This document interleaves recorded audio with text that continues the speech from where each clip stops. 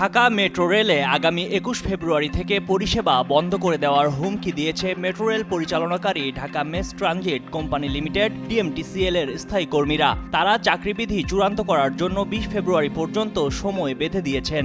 ১৭ ফেব্রুয়ারি এক সংবাদ বিজ্ঞপ্তিতে তারা বলেন, স্বয়ংসম্পূর্ণ চাকরি বিধিমালা প্রণয়ন না হলে মেট্রো রেল সেবা বন্ধ থাকবে এবং এর জন্য ডিএমটিসিএল কর্তৃপক্ষ দায়ী থাকবে।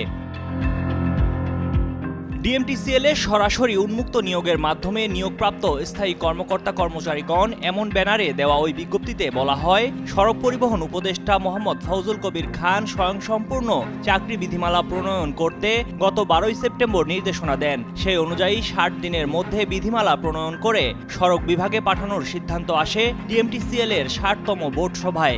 এরপর ৫ মাস পার হলেও রহস্যজনক কারণে সেই বিধিমালা প্রণয়ন হয়নি।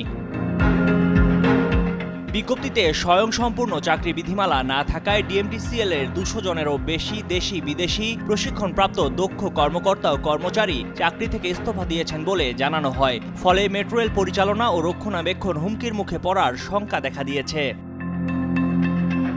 বিজ্ঞপ্তিতে আরও বলা হয়, এই বিধিমালা প্রণয়নে গত ১৩ ফেব্রুয়ারি জোর দাবি জানানোর পর ১৭ ফেব্রুয়ারি সোমবার পর্যন্ত ডিএমটিসিএল এর ঊর্ধ্বতম কর্তৃপক্ষ খসড়া চাকরি বিধিমালার ওপর বিশদ আলোচনা করেছে। খসড়া চাকরি বিধিমালা সংশোধন করে দ্রুত বোর্ড মিটিংয়ের মাধ্যমে স্বয়ংসম্পূর্ণ বিধিমালা প্রণয়ন করবে বলে কর্তৃপক্ষ আশ্বাস দিয়েছে।